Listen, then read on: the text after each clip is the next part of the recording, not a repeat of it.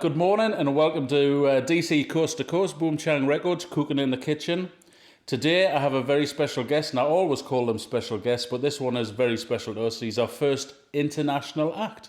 He's come all the way from Florida. He's actually coming over on holiday, but he's managed to pop in the kitchen to come and see us today. Ron Hahn. Ron Hahn, how you doing? I'm doing great, Stephen. Oh, hey, it's great to see you over here. I'm so pleased you've been able to visit us today, and looking forward to hearing some of your tunes and all of the other stories that you may have to tell us, you know. So, a little bit of history for the viewers. We connected via DC Coast to Coast on the chat room, and I've heard your songs before. Love your music. How did you start out in music? I started out playing covers and my bandmates were good songwriters usually, so I figured I had to start writing some songs. I learned what I could from them and then made up the rest as I went along. As you went along, that's fantastic. Yeah. Now, predominantly when you perform live, you're a bass player, but you must play other instruments as well, do you? Yeah, I play guitar mostly as a writing tool and acoustic piano. Yeah. Then a little bit of keyboards for effects and coloring up solos. Oh, that's good. That's good stuff. So when did you get into music? I started playing, I got my first guitar in 1965. Well, what kind was that? What kind of guitar was that? Oh, that was a steel string acoustic. Oh, was it? Yeah. Excellent. It wasn't very good. When I showed up for my first lesson, the instructor looked at it and said, "You got to get one of these," which turned out to be a capo. Back in the day, they were different. They had a piece of elastic over there, and he put the capo on the first fret, and otherwise I wouldn't have been able to play it. Oh, really? You had to do a little bit of modification to it. Yeah. I think when we all start out, we get sort of, maybe it's not the best of instruments to start with, but it's good for us to learn and develop, isn't it? Absolutely, yeah, yes. You know, you kind of developing, maybe there's aspire to that better instrument someday. So that's good stuff.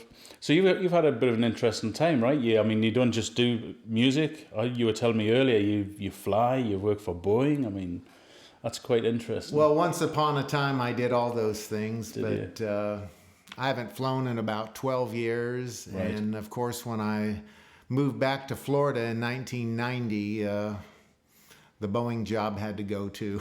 Well, there you go. So when we were talking earlier, you mentioned the Beatles. You actually got to sort of get close to them, right?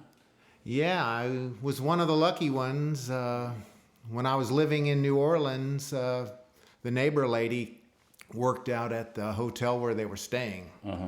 So she took her daughter and myself, and we went out there, and while she was getting her hair done, the Beatles were going to have a press conference, so they walked right by me. And what do you think about the British invasion? I love the British invasion. Oh, did you? Yeah. I mean, America for me. I mean, I've listened to a lot of American music and probably taken a lot of influence from American music, blues, you know, country especially. It's definitely a passion of mine. What's your favorite type of music? I kind of like adult contemporary and pop music. Yeah. And do you write based around that, or? I do. Yeah. So that's good stuff, man. Well, maybe we could have a little listen to one of your songs. Do you fancy playing us one? I do. Do you want to give us a bit of history about it, or how did it come about? This first one is a new song. I haven't even recorded it yet. All right. Might be the first recording on Boom Chang Records, DC Coast to Coast. Yeah. It was...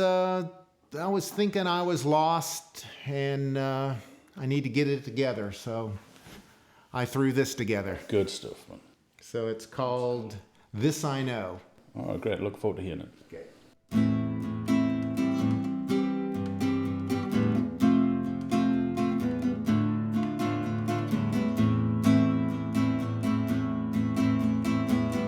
All within a day's work. Again, I find I've been dreaming. It's a scene I know well. Can't seem to remember all that's clear to me now. Is some haze in the distance, Take me back to a place so I can determine where, so I will know. Gonna let myself lost, feelings I find familiar. Am I worthy to show, one to be proud of? And we know life will change, visions bring it for better. Taken back to a time, leaving moments of pleasure for me. So I will know, standing round in my head, I try to be your friend. This I'm sure, there's a better place for me than in my bed asleep, worlds unknown. This I know, yes, this I know, yes, this I know. Whoa. Come on, man. Great sound. Thank you, Stephen. I love that. Brilliant. I noticed a few Beatle chords in there, mind. Oh, Do you think? We all take a little bit of an influence from places, don't we? You know what I mean, how many chords is there, do you think, in the world? It's just, you're going to find them. But that's beautiful. I love that song. I know about a fraction of them. I have this book with tons of chords, and what? What's that? Yeah. So how do you go about writing? I mean, is it something that you need to be in a situation before you write, or do you just sit down and say, I'm going to write a song today, and you think of a topic and do it? Or I usually get these melodies in my head, and I try to work out verses and choruses and bridges. Yeah. And while I'm doing that, I'm thinking of what I want to say. Yeah. But the music comes easy. It's the words, lyrics, that I struggle with. And if you've ever seen one of my worksheets, I do them in pencil. Yeah.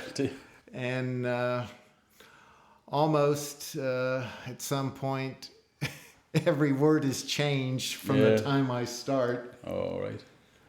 That's good. And you're recording at home now? Yeah. Yeah. It's very popular, isn't it? A lot of people now have moved from studios, which is sad. A lot of studios are having to wrap up, but you know, us as artists, we've got such an easy access now to be able to record, which allows us a bit more time, do you think? Do you find that? Without having the pressure of the studio time, and you can just get up early in the morning, whatever you want to do, and go into the studio. Well, what's nice is you can go in and push one button and lay down an idea you have before you forget it. That's it. I mean, I've had many sort of orchestral compositions in my head at 3 o'clock in the morning, woke up at 5 o'clock and it's gone. Did that ever happen to you? You know how it is. I think that's what it is. I'd be able to have documents. I know people have like dictaphones, or they used to use dictaphones or things. If they had ideas, they could actually just document them, so when they wake up the next morning, think whether it was good, bad, or indifferent. So that's lovely. So gigging, you got a band together? How's that going about? Yeah, I've been working with a guitar player for about 20 years. We have the band called Hot Tropics. Hot Tropics, right. And we do a lot of special events and coffee houses. And, you know, try to stay away from the mainstream gigs where everybody plays the same songs. Yeah, being in cover bands. But do you get an opportunity to play a lot of your own material as well? Yes, we do. We probably do 20% original. Oh, that's good. And just cross it over, add the odd one in occasionally. House concerts, do you ever do many of them? I haven't done any concerts. Seems to be a popular thing. It's actually starting to grow over here now, actually, house concerts. But last time was probably about 10 years ago. I hooked up with this band over on the west coast of Florida, and this songwriter had several songs on American network called the WB. Right. Smallville, Glory Days.